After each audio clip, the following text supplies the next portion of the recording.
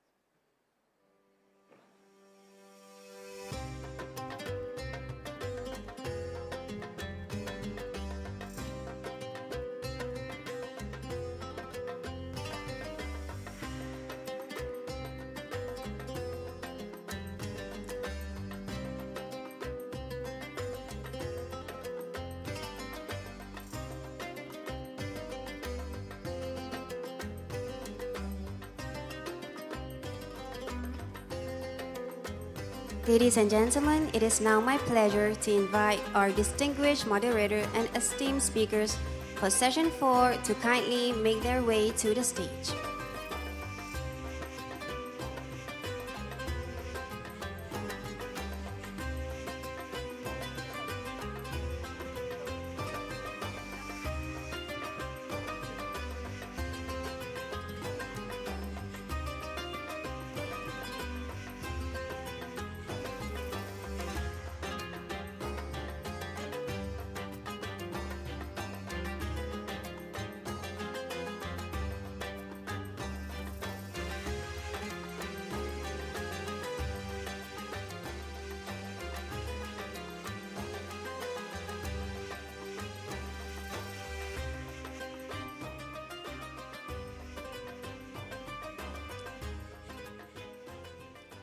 Ladies and gentlemen, as we know, health is the foundation of every thriving society. As communities continue to face evolving public health challenges, the importance of effective hygiene practices, quality sanitation, and resilient healthcare system has never been more evident. To further discuss this, I now invite Associate Professor Dr. DURRIYYAH SHARIFAH HASAN ADLI to take over the proceeding. Thank you.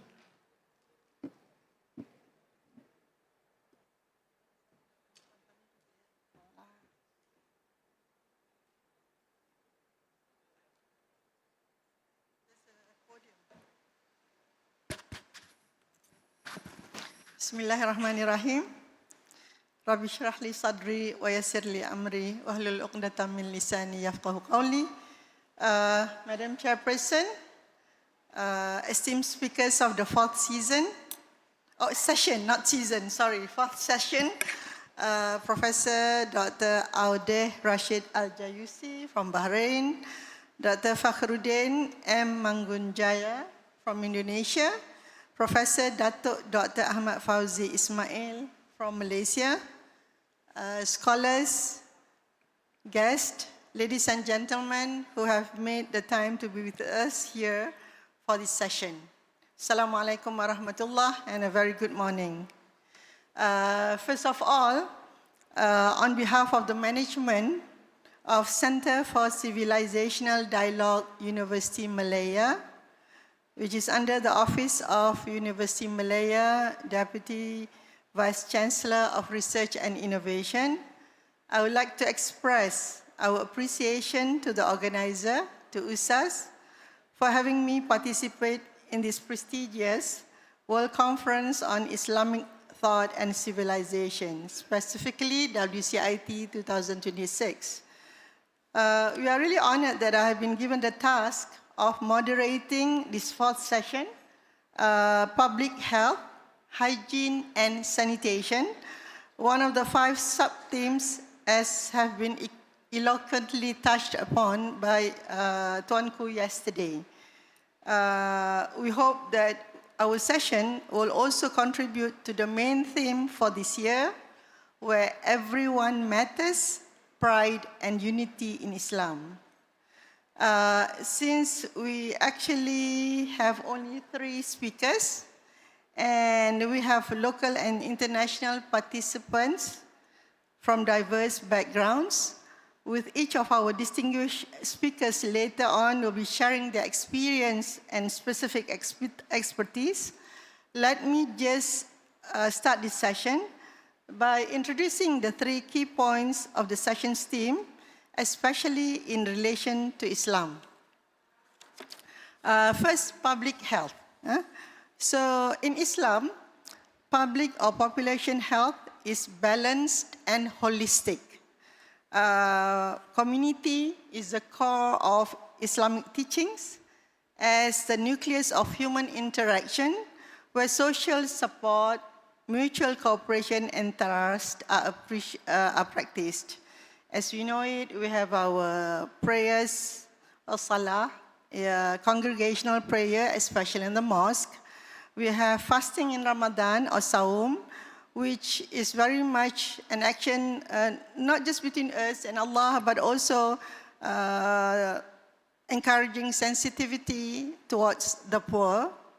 There is zakah or alms giving, sharing wealth and responsibility towards community.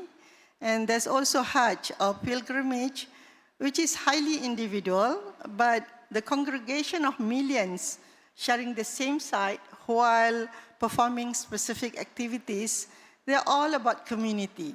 Actually, it ties up to the community. The second word in the first term is health. So that is regarded as a sacred entity that is meant to be protected and safeguarded because we know that if health is affected, then our abilities to doing good, to do ibadah, etc., will be affected. So that's why it's very important how public health plays a very important role. Just two more points, then I'll pass on to the panelists. The second word is hygiene. Okay, so in Islam, the most basic element in health, which is deeply connected to spiritual and physical well-being, is health. I think yesterday, Tuanku has mentioned the word tahara, which I'm sure many of you is already well acquainted with, emphasizes on purification from physical impurities. Yeah? So we are talking about, there are many encouragement from Islam. For example, in Quran, in Surah Al-Baqarah, the last verse of 222, which says, indeed, Allah loves those who are constantly repentant, bertaubat, and loves those who purify themselves, physically and spiritually. Yeah? And of course, I think the most direct one will be from Surah Al-Ma'idah, verse 6, that talks about ritual purification before praying, detailing ablution or wudu, full body washing, and also, if there is no water, then the use of tayammum. So that is in verse 6. I'm not going to go into that. And of course, hadith, which was mentioned by Tuanku yesterday, which talk about cleanliness is part of faith in God. The last word is sanitation. Sanitation is more towards the purification, physical purification from feces, all this, what we consider as najis. And of course, one famous hadith mentioned, beware of the 3 acts that cause you to be cursed. 1, relieving yourselves in shaded places that people utilize. So you're not supposed to do that. In a walkway, dalam walkway tempat perjalanan, and also in a watering place.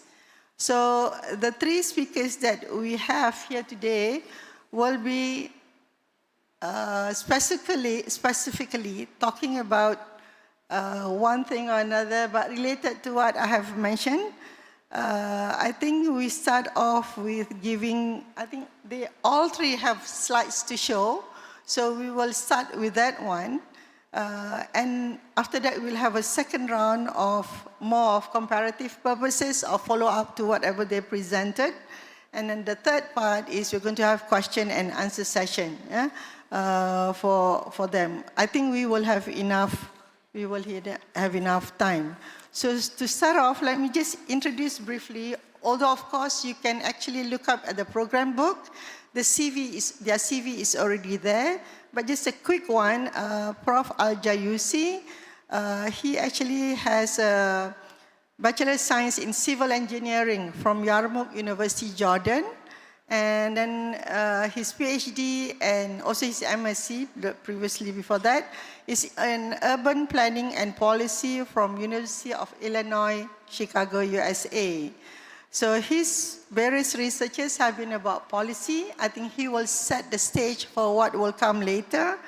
And with his over 3 decades of experience, prior to his current post, which is Professor of Innovation Policy in Arabian Gulf University, Bahrain, he has served as Vice President for Science and Research at the Royal Scientific Society of Jordan, and also the Regional Director for the International Union for Conservation of Nature, based in Switzerland, actually. So without further ado, I would like to invite Prof. AL-JAYYOUSI to the podium.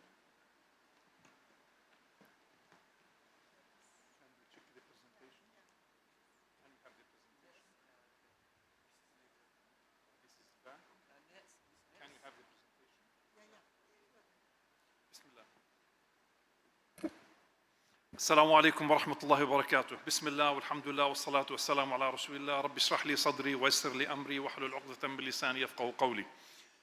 So basically, my presentation today will address a basic notion about public health, hygiene, sanitation, and civilizational renewal in Islam.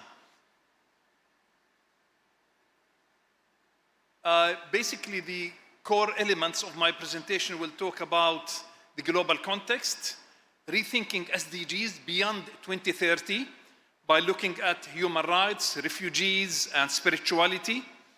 And also, I will look at the mission or frugal innovation in public health. How can we rethink the idea of sustainability and hygiene? And then conclusions and key messages.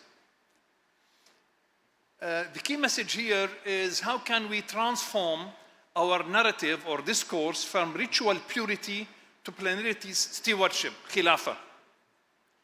And we have not sent you just to the world. The Ummah Wasat, the notion of Ummah Wasat, how can we promote a global ethical framework for human enlightenment? I'll start my presentation with these myths and facts about public health. One is about hygiene is only a personal responsibility. And the second one is about public health is mainly about treating diseases. And the third one is very crucial, which is about economic growth improves health. And we can see now that through economic growth, like GMOs, or nuclear weapons, now economic growth has a lot of spillover effect or externalities or negative impact. And again, the fourth one is about environmental protection and public health are separate issues. We believe in Tawheed in Islam. Tawheed is about unity, and in Islam, we don't look at fragmentation. We see as one continuum, dunya and akhirah, spirit and mind, male and female. So we talk about tawheed or unity, wholeness, rather than parts. Like the arabesque, each element of the arabesque has a value that constitutes the big picture. And basically, faith and science belong to a separate world. The idea again of fragmentation. Faith and science belong to separate worlds. We believe it's a myth. We believe that there is unity between faith and science. Even when you talk about quantum physics, they talk about consciousness of the matter. And it's interesting to see that even in quantum physics and science, it leads to spirituality and faith and belief in oneness of God. The power of the word. كلمة طيبة is like a شجرة طيبة. A good word is like a good tree. It has a sustainable fruit. And it's very critical for Islamic Ummah, if you want, as the logo of the conference, where everyone matters, pride and unity in Islam, to promote these four dimensions, which is basically the action, discourse, the hereafter, and the ecosystem. And all of these are linked to what we call al-mizan. والسماء رفعها ووضع الميزان ألا تطغوا في الميزان وأقيموا الوزن بالقسط ولا تخسروا الميزان. So the idea of balance, justice, and equity is critical, as elaborated in Surah Al-Rahman, where al-mizan represents planetary justice, national justice, and personal justice at 3 layers, 3 levels of balance. However, what we see now, if we look at the SDGs in terms of the sustainability, we see a lot of paradoxes. We see that humans suffer from what we call ecological amnesia. We don't care about ecosystems, we care about ecosystems. We suffer from blind spots, and we can see now from the global wars in the Middle East and what happened in the genocide of Gaza, that there is a lot of human blind spots in terms of human justice and equity. And also there is a loss of what we call aesthetic degradation, or what we call nature deficit disorder. People don't appreciate their forests, their rivers, and their ecosystems. If we look at the global indicators, as you can see here, there is a substantial amount of population who has no access to water, as we can see in the red color. And also proportion using improved sanitation. There's also, if you can see, the south versus north of the globe, who also don't have access to sanitation. And also, if you can see why public health matters today, again, it's very clear that we have lots of global challenges, including climate change, the pandemics, water scarcity, food insecurity, and urbanization. The key message here is health is a moral, ecological, and civilizational challenge. The health of people and health of planet are inseparable. This idea of unity, tawheed, we cannot separate human security from ecological security. It's all one continuum. If we look at what we do in foresight studies, I teach foresight as well and sustainability, we use something called causal layered analysis. So you look at 4 layers. The first layer is what you see in the tip of the iceberg.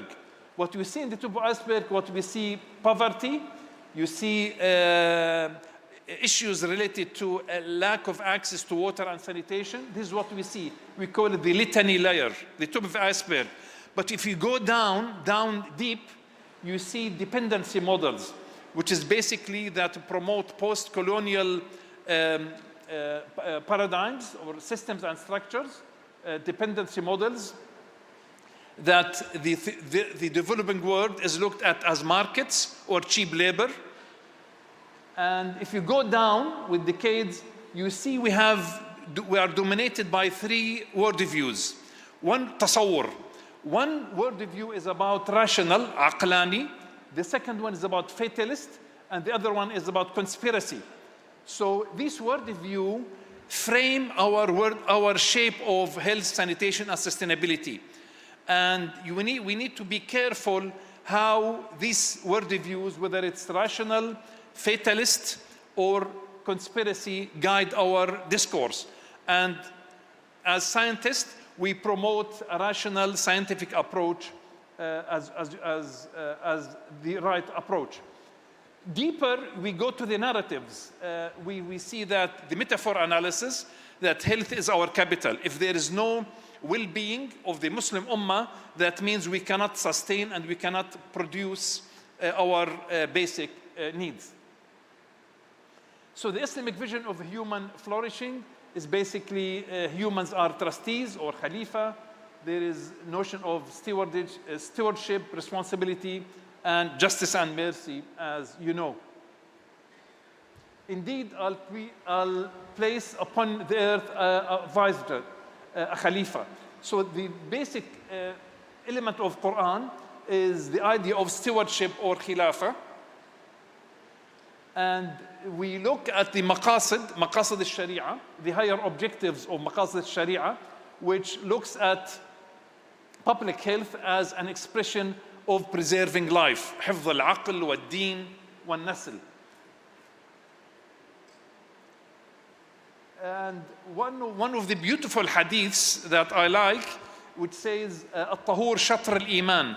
Purity is half of faith. This hadith also sheds light on the idea of public health and sanitation and links purity to faith. Again, part of sanitation is crucial for water. We call it water, energy, food, WIF, the WIF nexus. Water, energy, food, we see water as a sacred trust. وَجَعَلْنَا مِنَ الْمَاءِ كُلِّ شَيْءٍ حَيٍّ. Water is a mercy, a gift, and an ecological trust.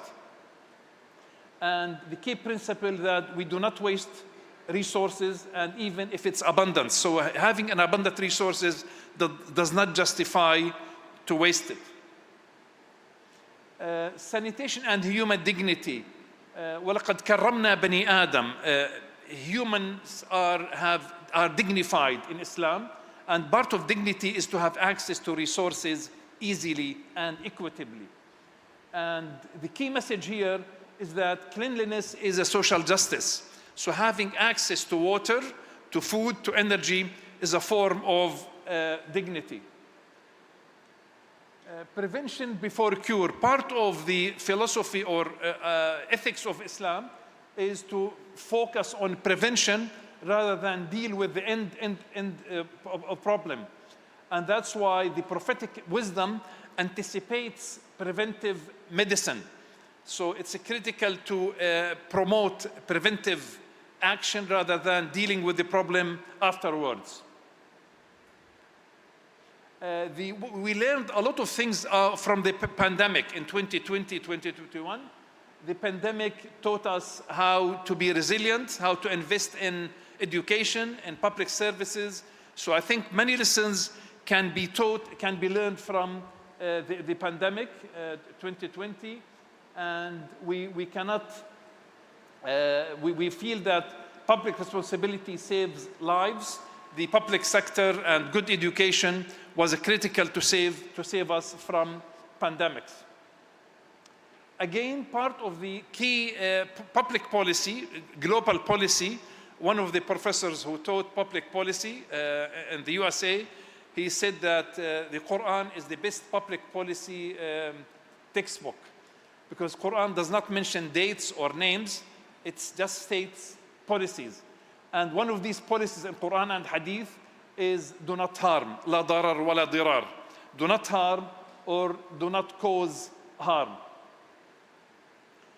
Sustainability, and now I think if you study Physics 101, we know that there is classical physics and there is relative physics with relativity. In classical physics, we have 3 dimensions, X, Y, Z. In relativity, we added 4 dimensions. What's the 4th dimension? Anybody knows?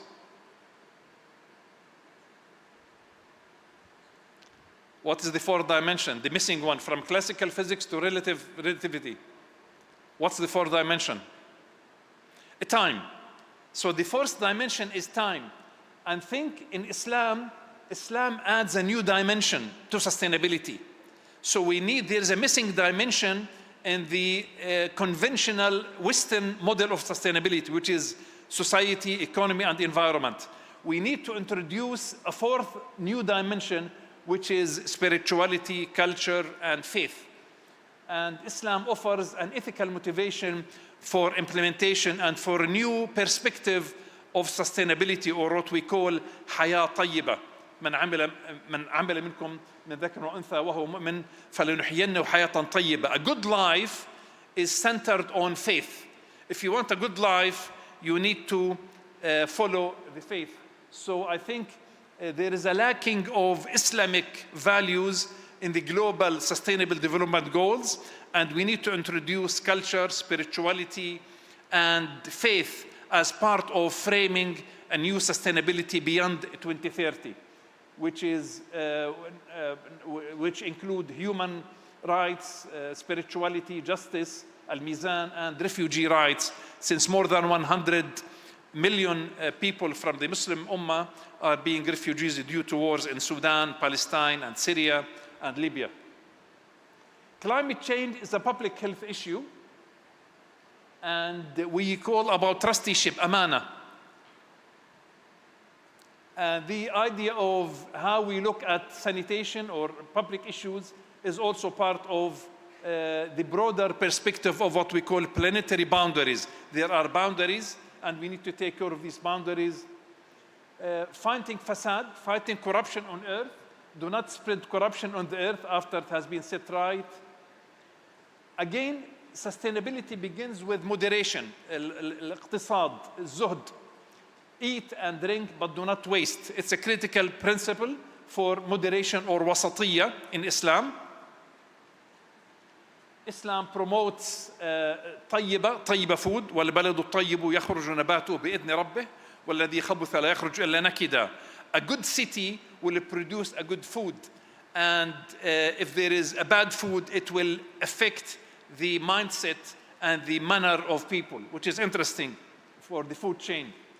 Knowledge as worship. We believe that is part of worship, and the idea of scientific excellence supports innovation and harnessing AI for public value. Now we are living in an age of AI, and artificial intelligence can help us to promote a public value and knowledge. Knowledge serves humanity. Tell me how much time I have. Okay, excellent. I can finish in 4 minutes. So historical legacy in the Islamic civilization, since this conference is about Islamic thought and civilization, Islamic legacy of Islamic civilization, Islam contributed to formulate hospitals, urban sanitation, ethics, medical ethics, and civilization renewal.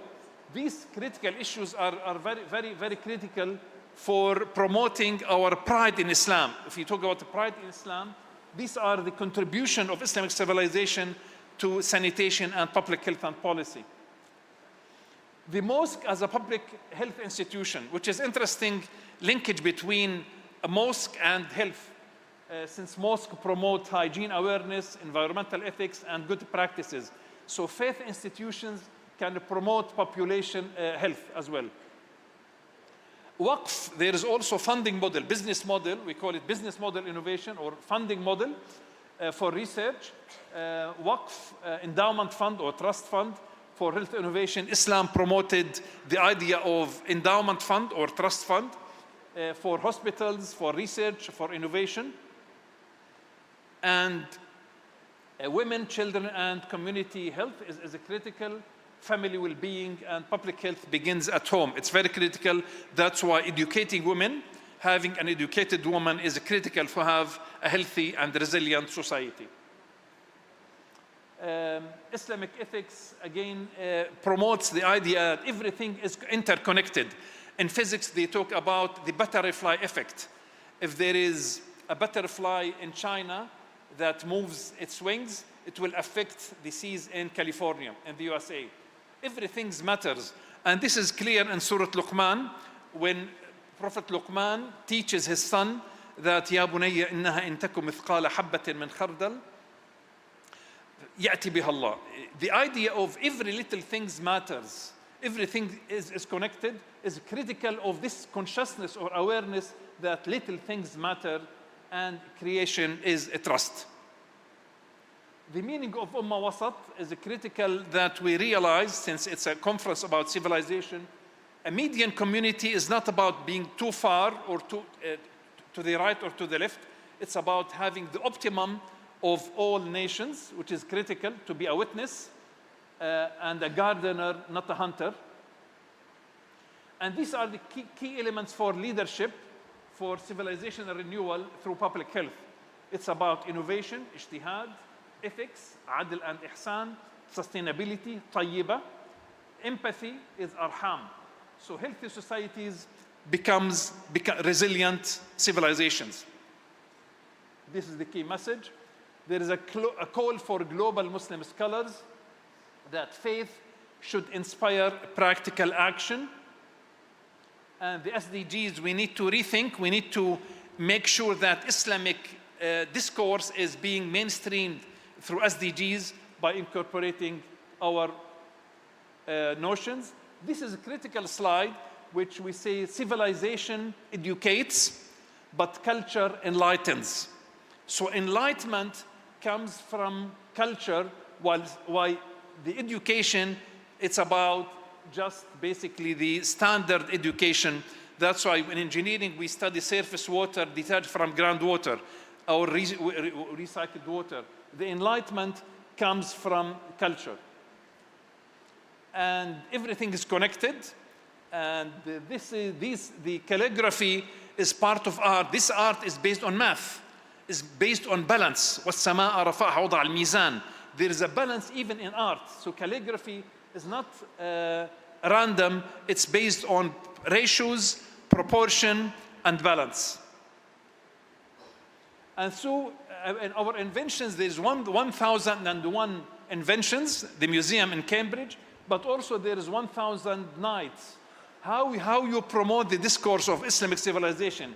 Is it about luxury and consumerism, or is it about legacy of inventions? It depends how you look at the spectrum. Again, the key message here is that we need to have a mission to contribute to Islamic well-being and to the Muslim Ummah within global governance of OIC, a mission that is overarching in terms of science, technology, and innovation to promote food security, water security, and energy security. This is my book on integral innovation, which I talk about ICON. In order to have innovation, we need to look at individual innovation, community innovation, organizational innovation, and national innovation system, the national innovation system. And in Surah Al-Nahl, Allah Azza wa Jalla teaches us the innovation as a journey and a mission.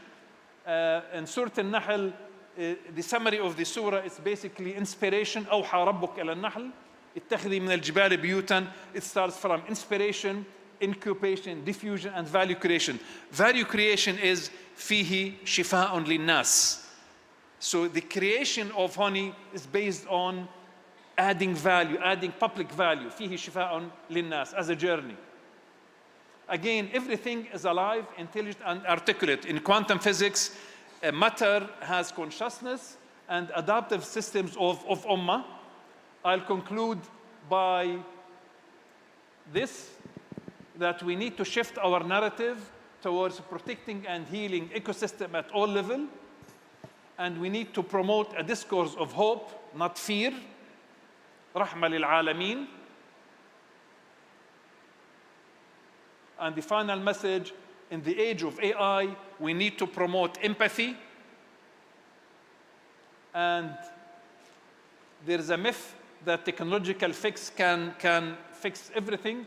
But however, we see that there is poverty and issues related to public health. So public health can be solved by technology. We need to look at sharing economy, circular economy, and the future. Now I'll conclude by this slide. We have two ships. Either we take the Noah Ark and the dialogue between Noah and his son, or we take the Titanic. The Titanic represents capitalism, or the American model of consumerism or development. Now we are at a threshold of a juncture of two roads. Shall we take Noah Ark and be saved, or shall we take the Titanic? Wassalamu alaikum wa rahmatullahi wa barakatuh.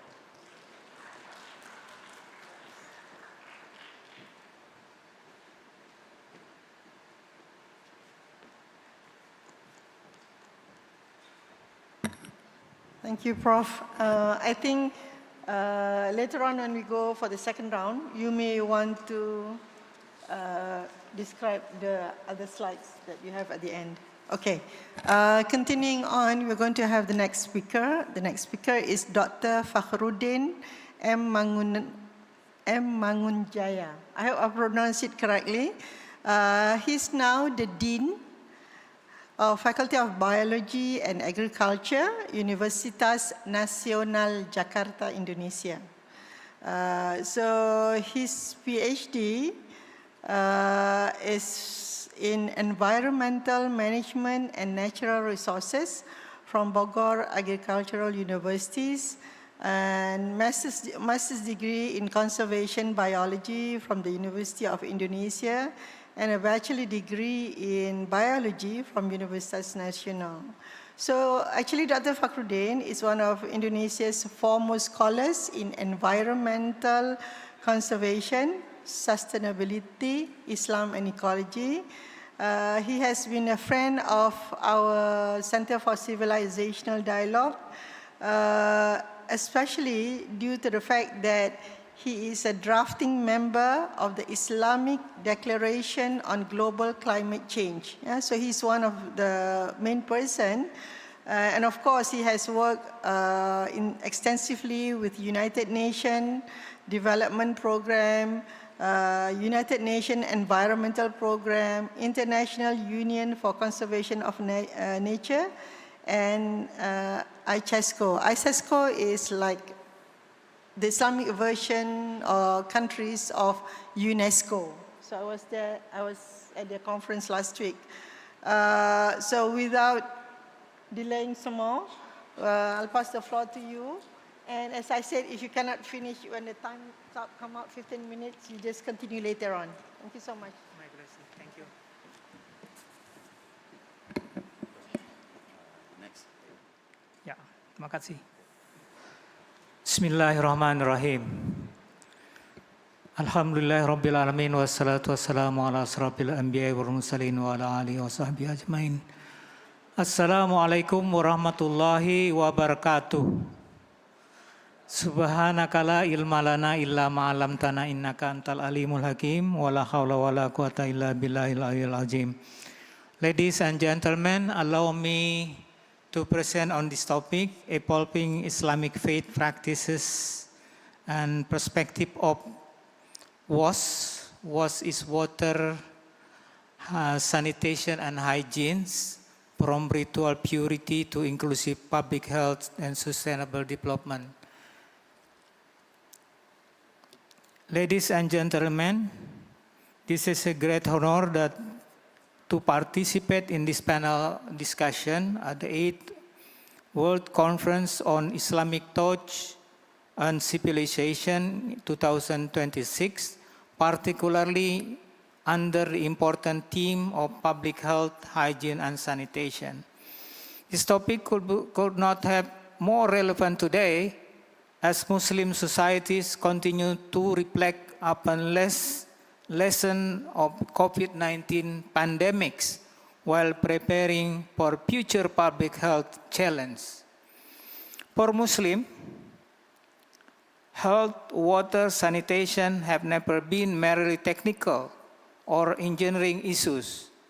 They are deeply embedded with Islamic civilization. As the other speaker says, that every day more than 2 billion Muslims perform wudu, maintain personal hygiene, and practices ritual purification before prayer. I believe that's also happened in Malaysia. Their parties represent one of the world's largest daily public health behavior motivated by faith rather than regulation.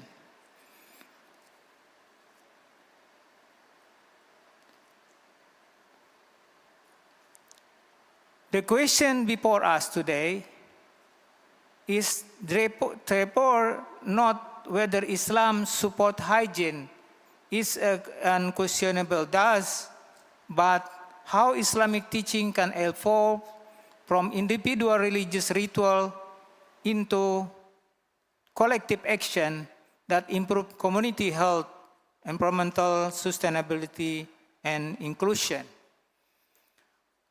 As an academia at the faculty, as well as Chairman Center for Islamic Studies, my positions and the team is to bridging Islamic scholarship, such as working together with Majlis Ulama Indonesia, Pesantren, and also Muhammadiyah and Nahdlatul Ulama together to bring the Islamic wisdom and teaching to train many ustad and ulama together to campaign on hygiene and water sanitation. Islamic jurisprudence places exceptional emphasis to cleanliness. Prophet Muhammad, peace be upon him, taught that purity is half of faith. The objective of Islamic law, Maqasid Sharia, order reinforce reinforce this should be protection of life, hidden nafs, and the preservation of human dignity and prevention of harm, darul mafasid. Historically, the principle of shape Muslim civilization through constructions of public health, water supply system, charitable fountain, sanitation, infrastructure, and health institution. Today, however, the challenges have become more complex. Climate change, rapid urbanization, antimicrobial resistance, water scarcity, emerging infectious disease, and social inequality require to be reinterpreted these technical classical principles within contemporary public health system. COVID-19 pandemic reminded us that hygiene is no longer one of the individual obligation, but it is collective responsibility. At the Center for Islamic Studies, Nasional University in Jakarta, we have spent more than 1 decade exploring how Islamic values can strengthen water, sanitation, and hygiene. Between 2015 to 2018, together with international partners, we conduct one of the earliest multi-country evaluation of faith-based behavior change intervention for WAS in Indonesia, Bangladesh, and Nepal. The intervention integrated Islamic teaching WAS in Indonesia into Friday sermon, mosque activities, Islamic school, community discussion, and household education instead of relying solely upon conventional health promotion. We teach santris also to wash hand, just right, maybe before COVID-19 started. In some santren, we teach how make a campaign washing hand, also for the kids. So the results of demonstration that religious institutions are far more than places of worship. Religious leaders become trusted in public health education.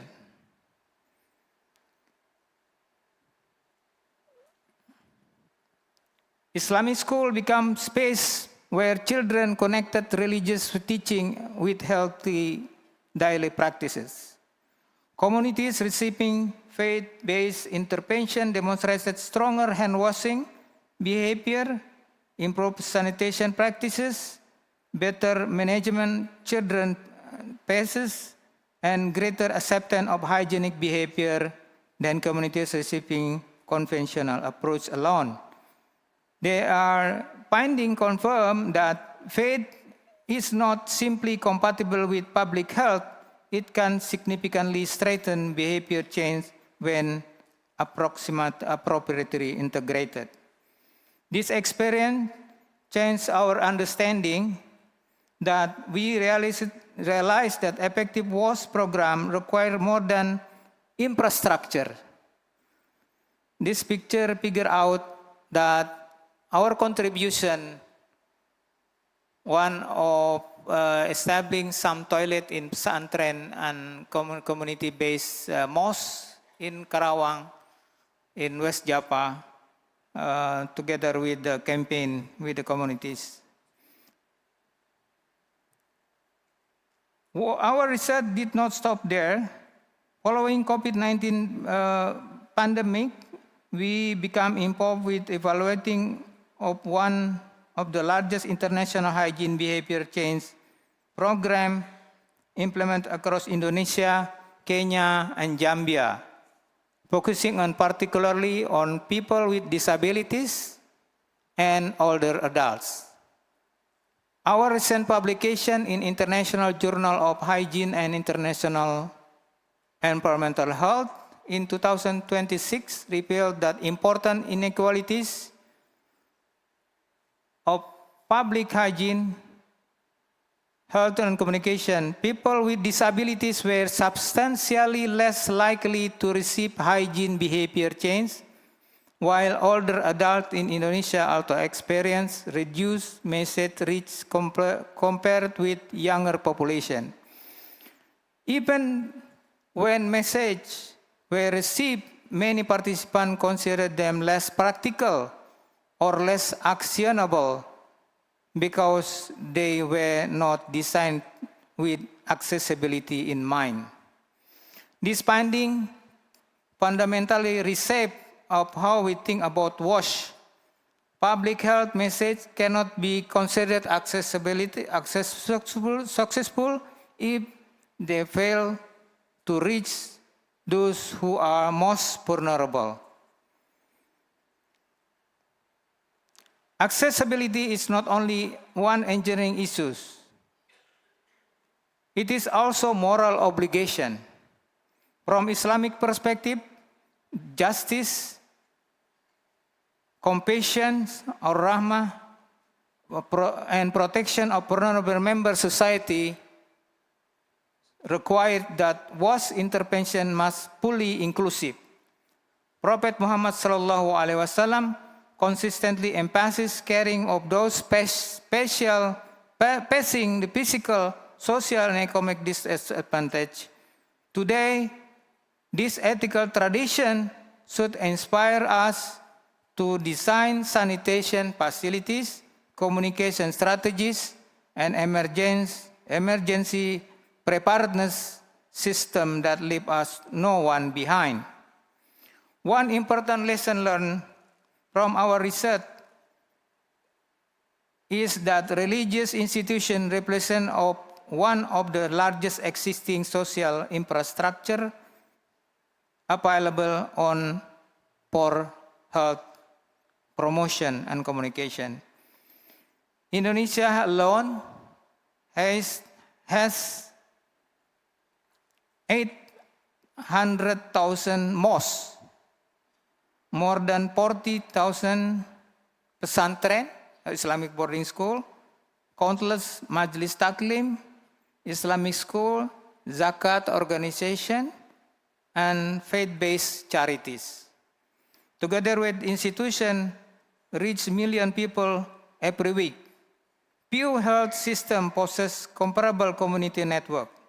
When religious leaders communicate health message, communities often perceive that them as moral obligation rather than external recommendation.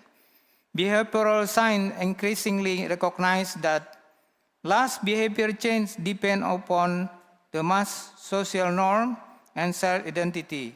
Recent systemic review similarly concluded that effective hygiene behavior change interventions succeed when they are culturally meaningful, community-based, and grounded in trusted social institutions. Behavior change, however, must accompanied by adequate infrastructure. Rising this challenge, Indonesian Council of Ulama issues 3 fatwas regarding the sanitation and health. 1. Fatwa MUI number 1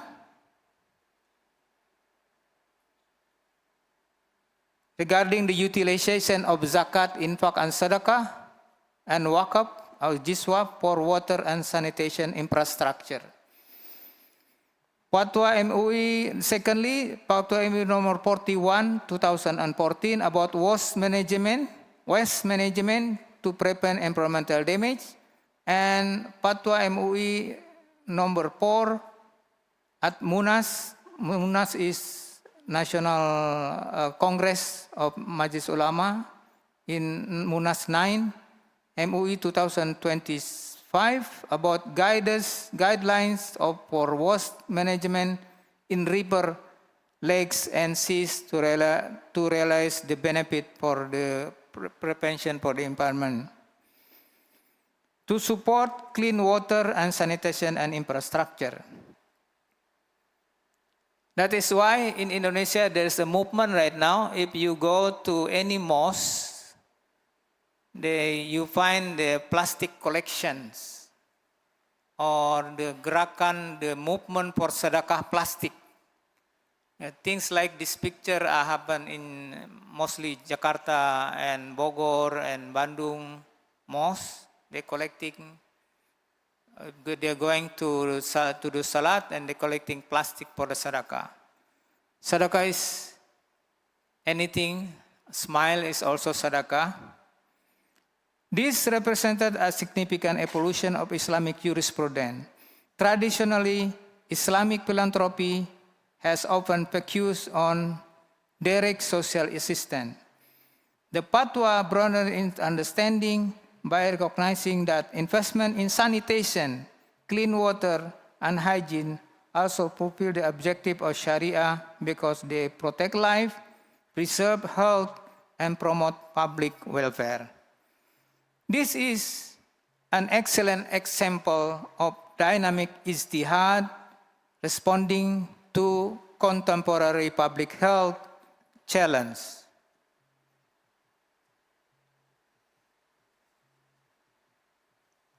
Allow me to conclude this reflection that first, Islamic teaching already provide one of the strongest ethical foundation for water, sanitation, and hygiene. Secondly, our research demonstrated that faith-based approach significantly enhance behavior change because they mobilize trust, moral responsibility, and community participation, while also reminding that inclusion of persons with disabilities and older adults must become central for the future for our WASH programming. Third, the evolution of Islamic thought today require us to move beyond discussing ritual purity toward building healthier, more inclusively, and more resilient societies through faith-inspired action. Ultimately, WASH is not about water, it is about dignity, it's about justice, it's about the protecting life and the among highest objective of Maqasid Sharia itself. Beside of this initiative, I should also share the experience that our jurists have published many guidance far before this kind of modern case for the water and hygiene. Also for the kind of ethical dimension for consumption. At previous journal I wrote at IKIM, I analyzed a jurist's perspective on consumption of wild animal. Because my background is conservation, the conservation of wild animal is threatened because of the hunting and the consumption. Furthermore, that Syekh Muhammad Arshad Al-Banjari wrote a kitab Sabil al-Muhtadin regarding the ethics of consumption. And at the ethics of the consumption, I counted that about 600 species, 600 and more species in Southeast Asia protected by the consumption, by the things that related to haram because of their jurists say that we are not allowed to consumption that animal, including primate, carnivores, reptile, amphibian animal. That protection by jurists is far before the IUCN established. So from the 17th centuries, Muslim, particularly Malay society and Muslim, they are not allowed to consume that animal, as well protected that animal, which is very good for conservation, and it has happened in Southeast Asia. We still have tigers instead of we still have primate because of we are not consume that kind of animal, primate as well, because of that kitab. This is good things that related to the jurist and the Islamic dimension of ethics for life. Thank you very much. Assalamualaikum warahmatullahi wabarakatuh.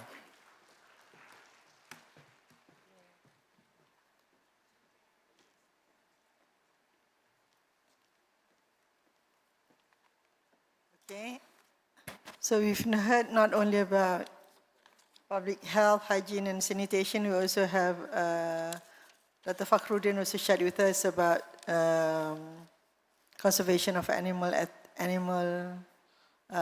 animal ethics of consuming it. Okay, thank you very much. We will have time later on, I think probably just questions from me. But anyway, we are going to move on to the next speaker.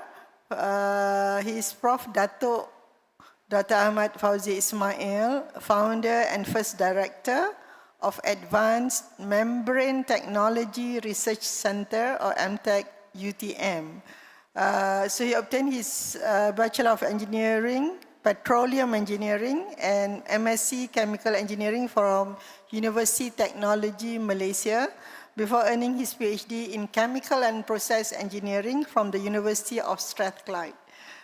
So he is one of the Malaysia's leading scientists in membrane technology, advanced research, especially through his research center. And his research center is actually one of the higher institution center of excellence, which is recognized internationally. Yeah? For some of us may have remembered that he has also served as the Vice Chancellor, Datuk Vice Chancellor of UTM for 2021 to 2024. And he has also, his outstanding contributions have earned him over 200 national and international awards, including the Mustafa Prize 2023, the TWAS Prize 2020, and the Merdeka Award for Outstanding Scholastic Achievement. That's Malaysian, the last one there. So we have heard just now from policy, and then we go slightly into the experience of Indonesia, and now we are going to hear what, for many of us, probably hearing it for the first time, Prof, membrane technology. Silakan.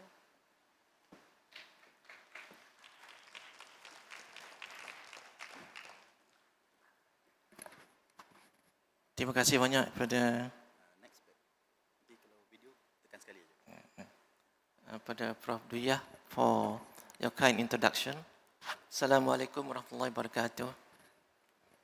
Salam sejahtera. Salam Malaysia harmoni. Buat selamanya, insya-Allah.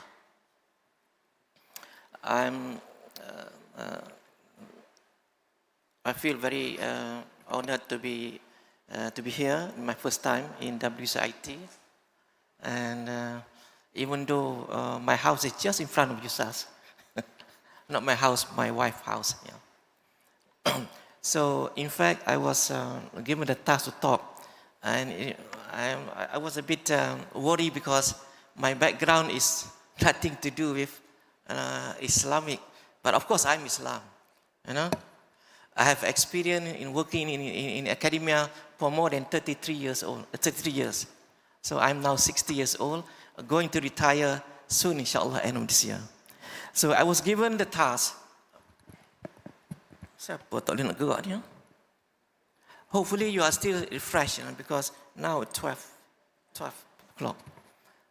It's okay. The title is there. Now, this is what I'm going to share with you, right? Similar to the previous speakers. Now, hygiene.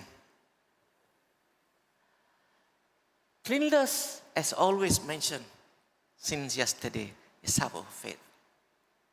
Now, what is a problem? It become a problem now. Why? This is the thing that we need to share. I'm going to share this. Can we handle, adapt and adopt this kind of thing that we knew that it is partial of our faith? But why becoming an issue now?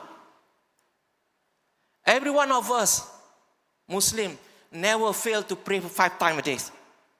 Never fail to dua. But why this kind of thing become a problem? That I cannot answer for you. All of us can answer. Why? Because if it has become a problem globally, meaning that something somewhere not right.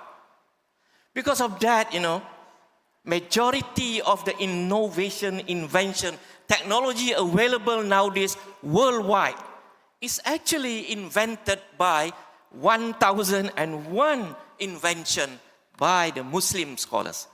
You agree with me? But why none of them being mentioned in our textbook? I remember yesterday my good friend from Cambodia, we are going to write a book, The Islamic Wisdom in the Age of AI. And he is a Buddhist. Right? Now, I don't want to go into detail this one. This is hygiene, sanitation, look simple, but they rely on the system that I mentioned just now. Right? These are the statistics. You can imagine that. By 2050, 68% of the world population is projected to live in urban areas. MashaAllah. And the rural access gap, 2.1 billion just mentioned just now. You can see that. And then the climate change. I don't know why when I come to Kuala Kangsar, it's a bit warm. I went to somewhere else, it's a bit cool. So something somewhere not right. Right? Now, public health protection chain. Do you know all this? Have we in Malaysia or in Southeast Asia, in the Muslim countries, have had all this being implemented? Save water. I'm going to show you in a video toward the end of my talk. You can imagine that in our country, boleh cakap jangan tangkap saya. More than 500 schools do not get access to clean and drinkable water. Did you know that?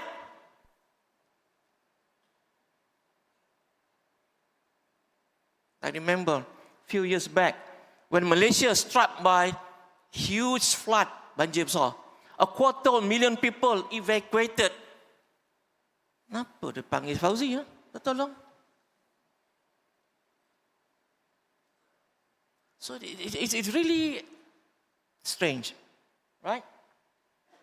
Save water, good hygiene. I don't want to talk about this because it had been mentioned just now. Now, clean water supply. I cannot imagine. I don't want to mention, but I came to Ipoh. I went to one of the schools in Ipoh. I went to the toilet, and my staff went to the toilet. I said, please do not do anything yet. Go and check the availability of the basic needs. Enggak ada, Pak. No water. Masya Allah. How come? Nak buang kat mana? In Perak. Right? I don't want to talk about this, yeah. This is what I'm going to, can I have a microphone, please? No? No microphone?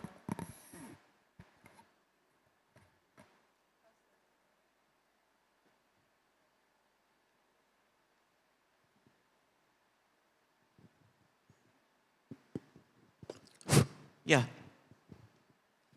So, we developed a technology. The technology called membrane. So from this technology, this is our system, yeah? We built, rooted in Malaysia.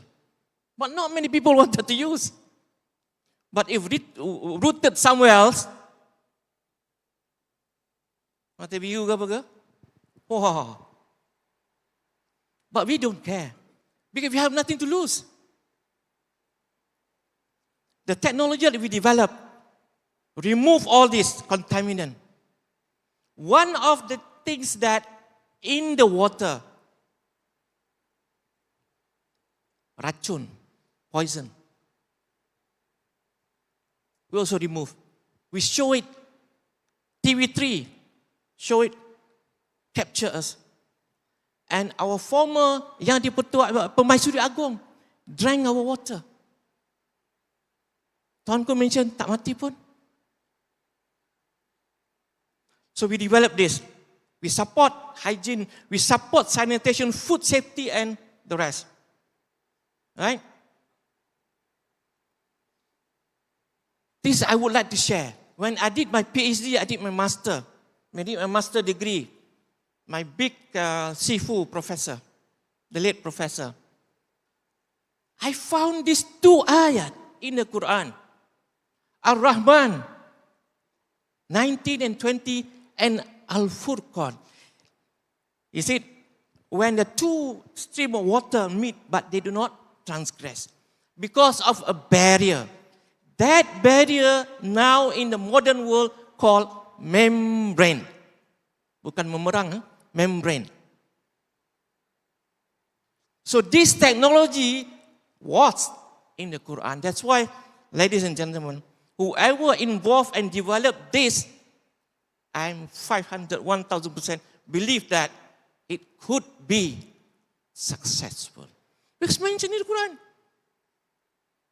I found this. When I did my PhD, I cannot do experiment. It doesn't work. Oh, I take a big tissue paper and I salat, hajat, whatever salat.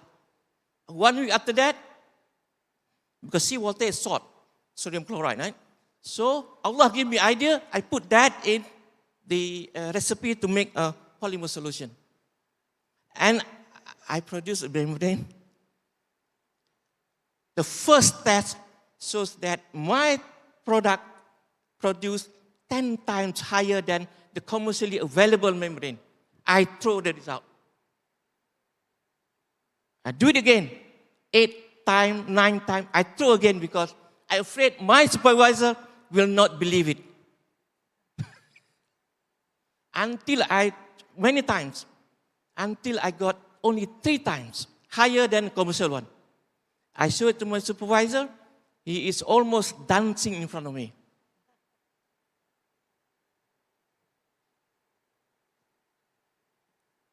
Ladies and gentlemen, this one of the technology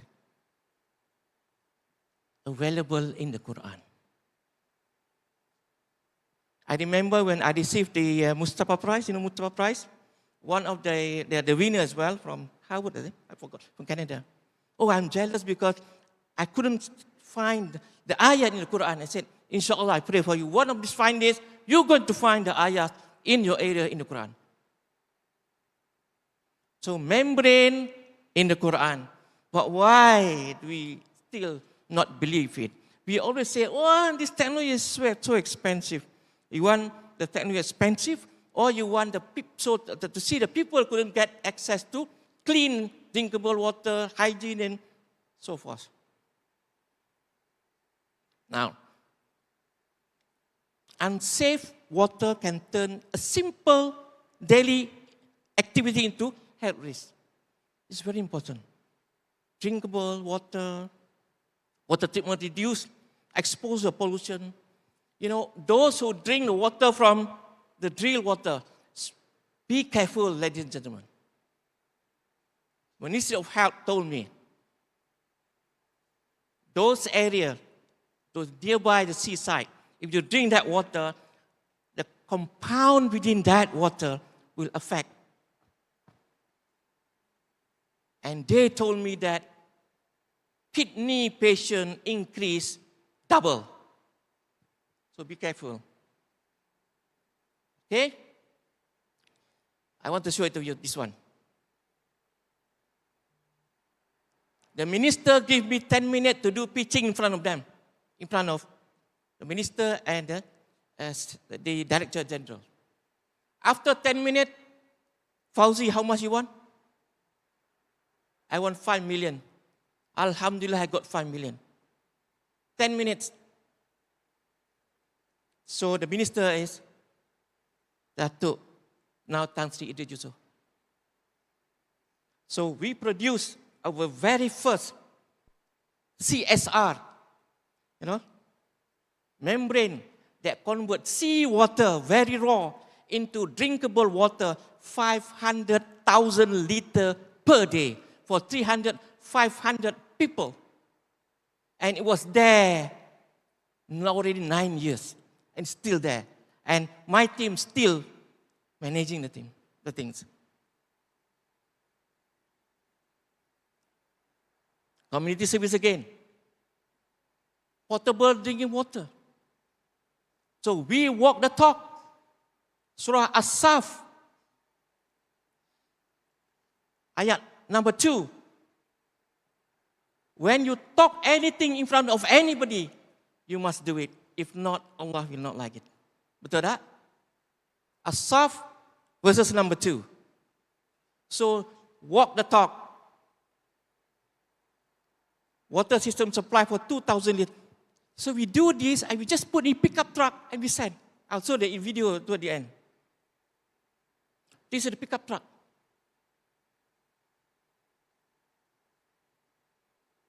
This is a history.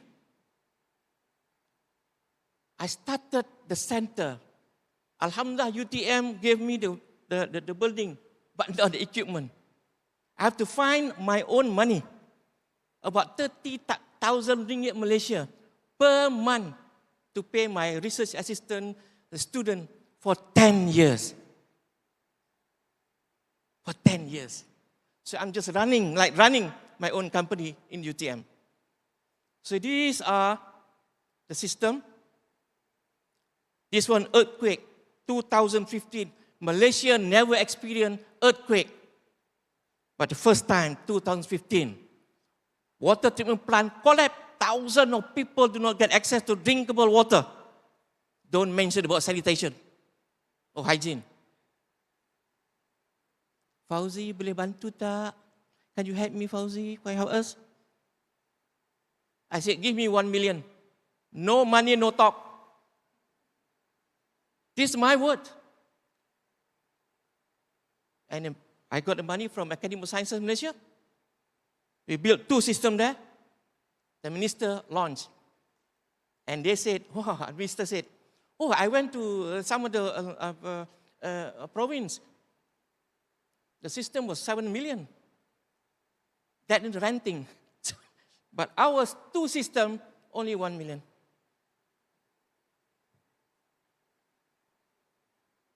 So we need to do this. We need to build a research ecosystem, not only a project. We need to do the question, advanced equipment, all this. So many people say, oh, I'm an expert in this area. To me, to FAUZI, I'm orang Melaka, mulut macam puaka, hati penuh dengan bunga-bunga. Don't talk about that. If you as a researcher, a scientific one, but if you do not get the impact, outcome from your research, jangan cakap saya pakar dalam bidang ini. Right? Suka tak apa, tak suka pun saya tak kisah. So as a conclusion, whatever we do, yeah, clean water is the basic need of course, the rest, hygiene, and so forth. How come in a country we cannot provide a basic need? Who pay the money? Who pay the tax? The people. So we need to answer to the people who pay you tax. Effective public health solution need proper system, facilities, and community action. Don't keep quiet. Report. Water research and membrane technology can help. People always said expensive. Yeah. When flooding, where is your cheap technology that help the people to get drinkable water?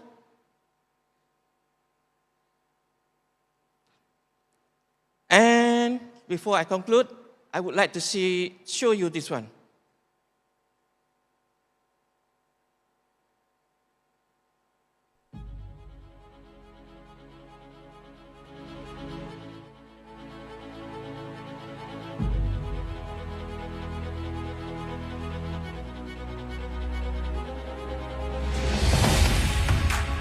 To promote our university.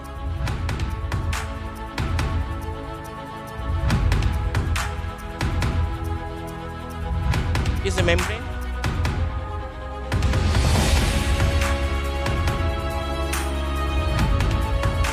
All we built from scratch. The 5 million the minister gave me only 3 months. But I said, come on, give me 5 months.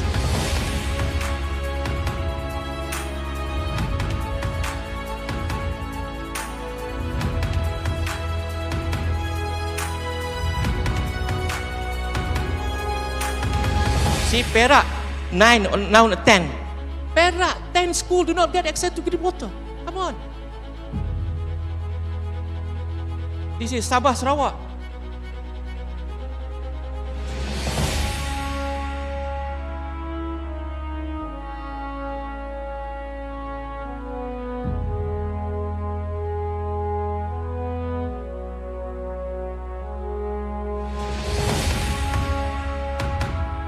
Imagine if this student is our kids, our relative, go to school, cannot get access to drinkable water.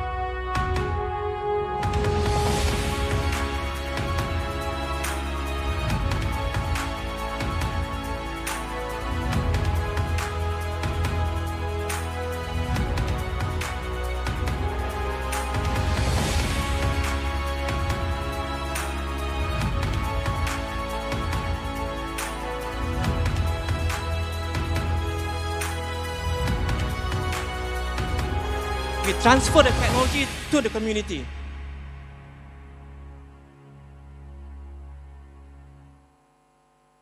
Terima kasih KPM, terima kasih UTM.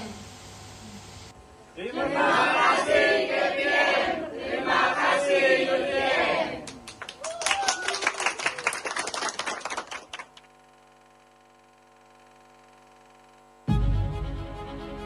Dah habis dah. Dan terima kasih WCIT, terima kasih AYUSAS. Thank you, Prof. FAUZI. That's good, all on time and everything. Okay, just to remind everybody, now it's 12:17. So we are supposed to finish at 12:50. So I think the second round, we just sit here and then we'll just ask a question. One of the most important questions that has been very much asked by the organizer for me to ask or to post. I will pose a question to Prof. AL-JAYYOUSI. However, if any of you later on want to add on to it, it's fine also.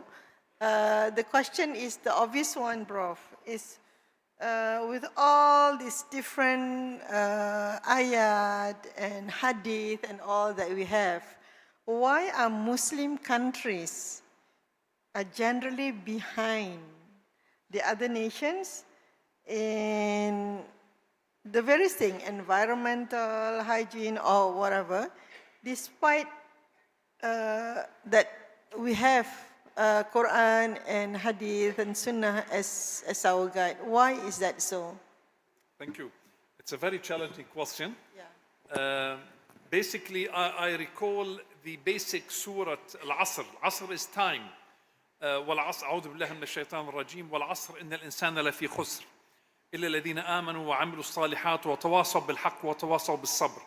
There is a linkage between word and deed, iman and amal. Part of colonialism and post-colonialism, our education has been secularized.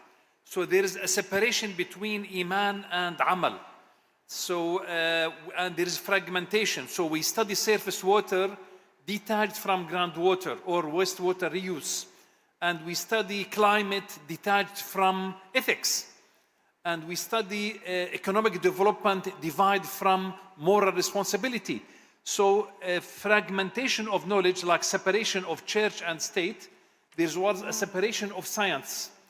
And now our minds have been secularized and colonized. I think part of the challenge is that there is this separation of between iman and amal, and that's why Surah Al-Asr, Wal-Asr, sheds lights on this type of schism or separation between mind and soul, dunya and akhirah, man, male and female, spirit and mind. So I think the unity, tawheed, is about having this harmony between word and deed, and this it's a critical, and that's one dimension. The other dimension is about governance. How can a Muslim ummah build its own mission? I mean, in the US in 1960s, they had a mission to land man on the moon. So a very transformative mission to change, to compete with Russia. Now for Muslim ummah, we need to have a global mission in order to combine all talent, all human talent, from Morocco to Malaysia to Indonesia to Egypt, that we can have a talent, a research agenda for all Muslim scholars, even in diaspora, to have a global mission to chart, to pave the way for a new mission. What's lacking is that we are only working on micro or micro local scale projects. What's needed is to articulate and frame a global mission that we can coalesce and combine all human talent for all Muslim ummah. Wallahu a'lam.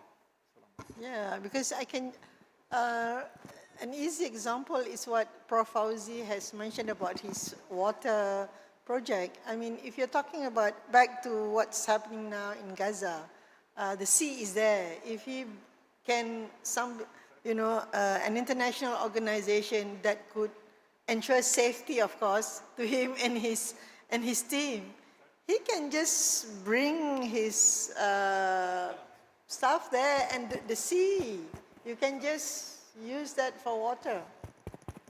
Okay, thank you. To be honest, I was approached by the apa nama tu? Persatuan Islamic organization approached me. I said, inshallah, I can build, but how to transport this system to Gaza? They cannot answer my question as well. To build this thing, inshallah, no problem. Safety lah. But how to bring this to Gaza? Even the people nearby, the Gaza also cannot do. We Malaysian, how come? Our Muslim country nearby also cannot do. The Muslim in the Middle East also cannot do. Buat apa cari kita jauh-jauh ni? Jawab yang tu dulu. So coming back, I like Prof mentioned just now. Yes. I mentioned this in overseas. We already merdeka, physically, right? We are free. But our mindset still colonized. This is the big problem among our society. Color like us is not really important, but other color I did mention I don't want to mention, I was invited to go to the Middle East. I asked them, where is our Kaaba? I mean our, apa nama dia? Qiblat. Where is our Qiblat? They keep quiet. I know. Our Qiblat is Masjidil Haram, not the color different from our color. Because of this, you see, inshallah, I'm together with Professor Atir yesterday. We are going to write a book called Islamic Wisdom on the Age of AI. And he is a Buddhist. And he is a Buddhist, told me that the entire world should thankful to the Muslim. Because the Muslim that develop whatever technology available in the world now. And that book, inshallah, probably next 1 year probably. No algorithmic, no algorithm. No algorithm, no AI. Am I right? But how many of us know about Al-Khwarizmi? How many of us know about Al-Farabi? I'm not a Muslim, but I mean, Islamic background. I'm just a normal engineer. But how come? So when I studied this, when I got the idea from Allah SWT, I mentioned just now, MashaAllah, Allah gave it to me that I found an ayat, 3 ayat in the Quran about the technology that I'm studying. What about the others? Now, I just to share with you. Who is the first man in the world that boiled the metal? Nabi apa? Nabi? Why in this room we feel cold, but electricity is very warm, right? This is Nabi apa that throw into the dalam api. Tapi tak terbakar? Nabi? Ibrahim. This all is very warm, right? But, electricity. But why the electricity can transform into very cold air conditioning? Also in the Quran. So the practicality of the knowledge should be transformed. Not just, oh, I know this, I know that. Baca Quran sana, baca Quran sini, cerita sana, cerita sini. Ada bukti? Can you prove it? So I learned this, ladies and gentlemen. I learned this. Thank you. So we have our Prof. JAYYUSI from Bahrain.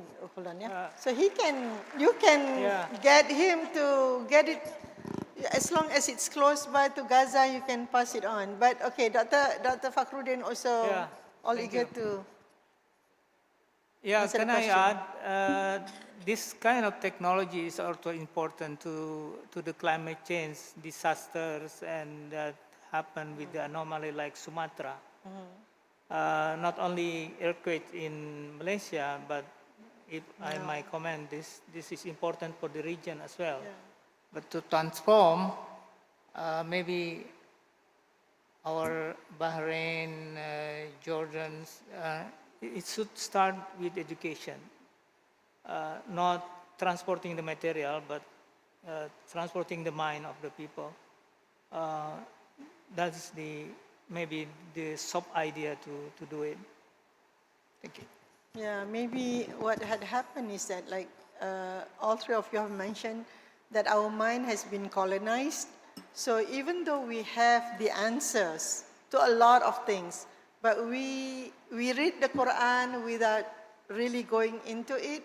So we have no sense that what we have actually, if it is used well by people, for example, here today we already have heard what Prof. FAUZI has done, then a lot of goods can can come out of it.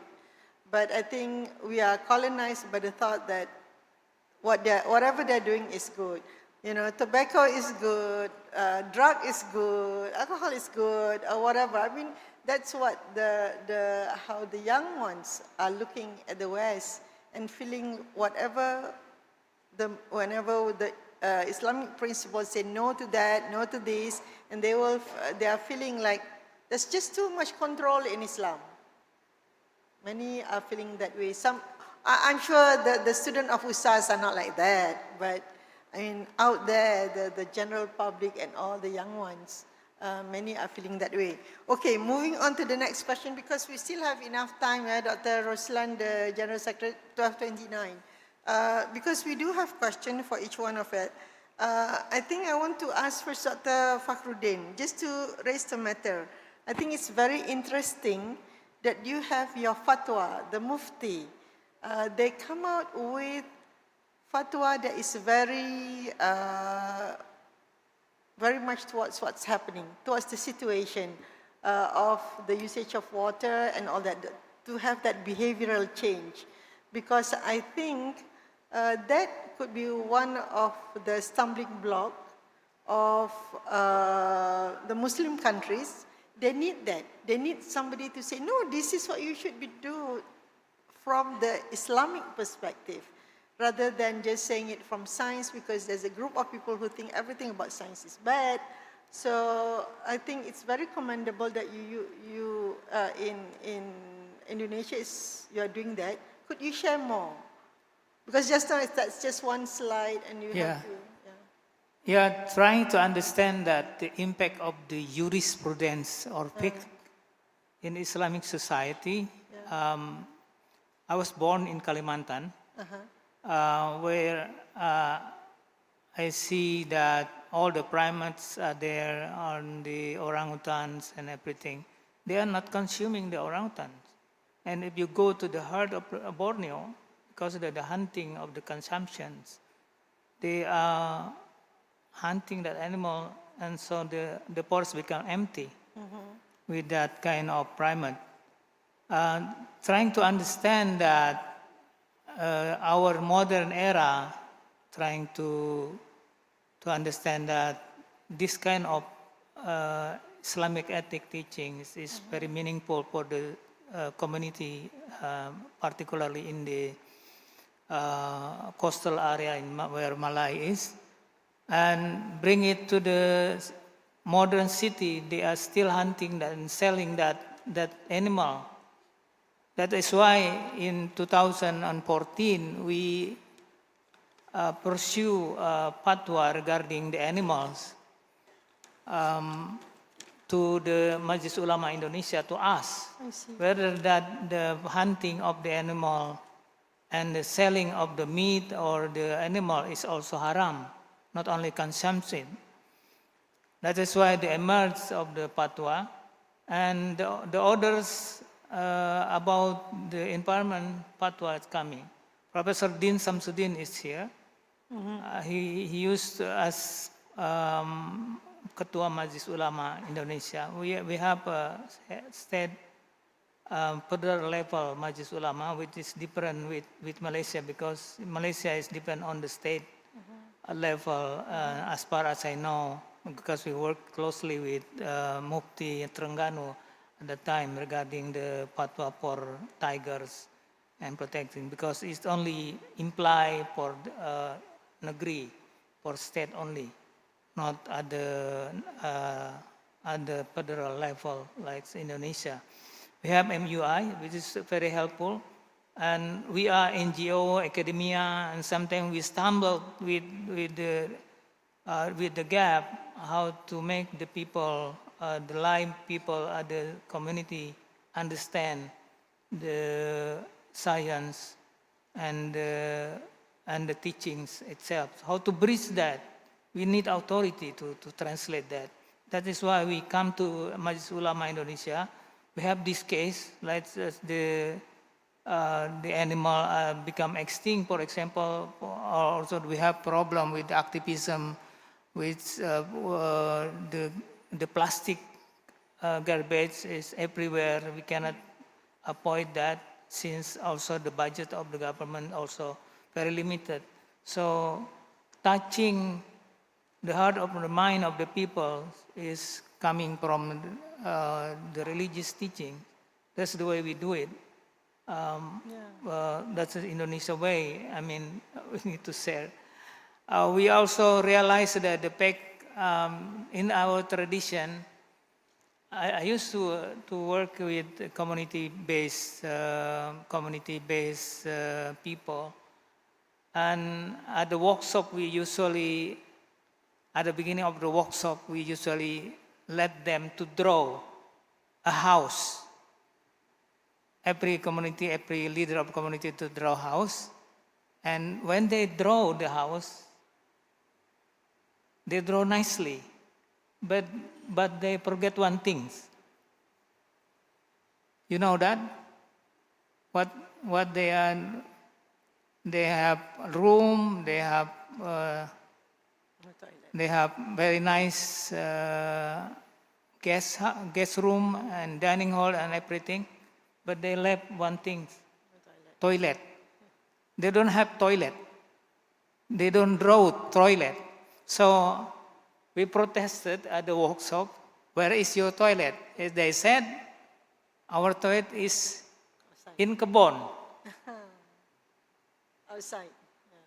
Outside. So this is the starting. Maybe you see in some areas in Kalimantan and in Sumatra, where people are ODF, open defecation free. Or we call dolbon, bodol di kebon, modal di kebon. Open defecation free. In 2020s, we still have problem with that. About 25 million still open defecation free. I don't know, in Malaysia, we have a rural area. Whether that is still in the area Java, Jakarta, and everywhere, including in Karawang. Last 5 years ago, 10 years ago, we do a research. People still don't have toilet properly, so that's why it is a challenge for hygiene as well. I don't know in other Muslim countries. In Kalimantan, in Banjarmasin, I know orang Banjar, they have very longest toilet in the world because they put that on the river bank, right?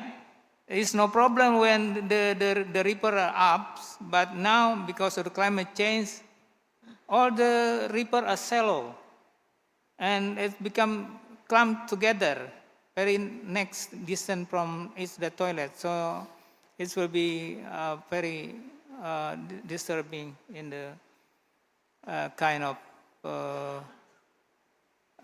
Islamic perspective. We'll bring Prof. FAUZI to all those places.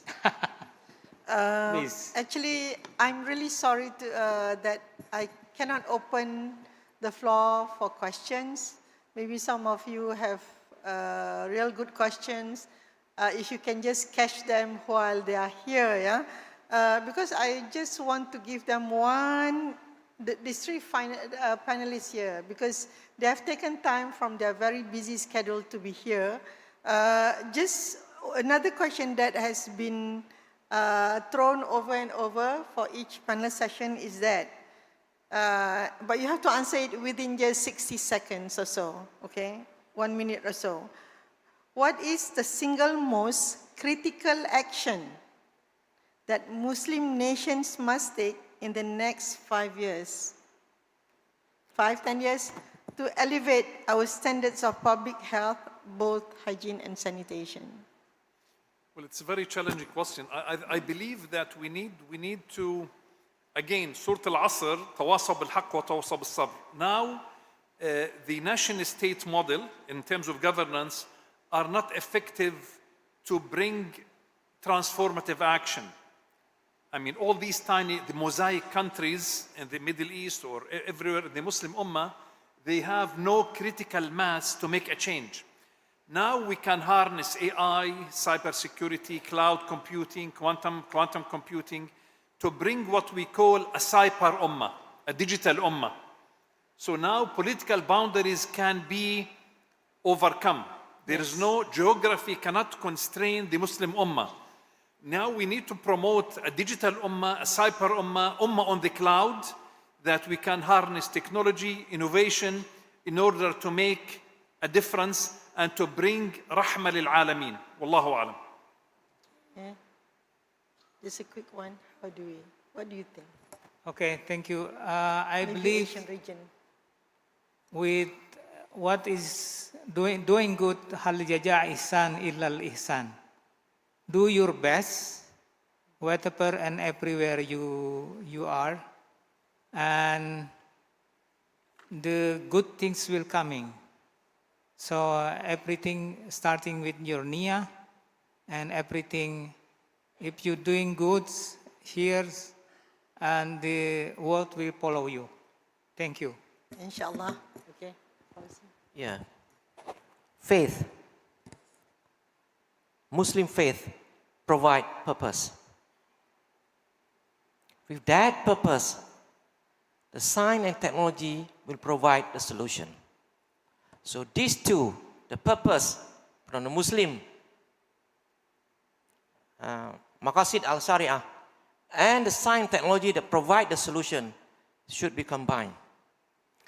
And we should have short-term, medium-term, long-term, and very, very long-term planning. Last but not least, Asaf versus number 2. Whenever you say it, Do it. do it. If you have this in your mind, in your heart, in your culture, inshallah, in the name of Allah, for mankind will be, achieved soon. Thank you. Thank you all. Jazakumullahu khairan, all of you. So we seriously thank Professor AL-JAYYOUSI, Dr. FACHRUDDIN, Prof. Dr. Ahmad FAUZI Ismail for this very informative session through their experience and their expertise. And I guess we can say we have established that for public health, hygiene and sanitation, they're not isolated sectors, but very much deeply interconnected.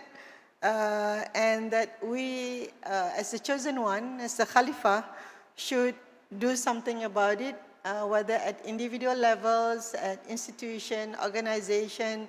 I know there are many students here. You can have your clubs do things that is related to how we can transform or demonstrate what is in the Quran, what is in Sunnah and Hadith, what is it that we can make it applicable to the current world. And I think that will be more effective rather than just, of course it's good to talk about, what verse, and I do have a lot of syarahan and ceramah and all, but I think doing things would be more appreciated by even the non-Muslims, yeah?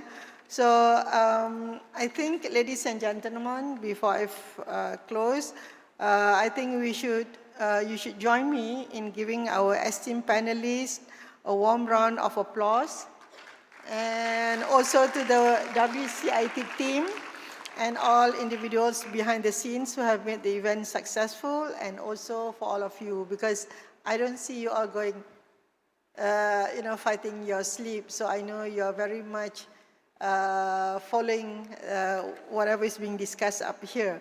So now I will pass back the floor to the MC. Thank you very much.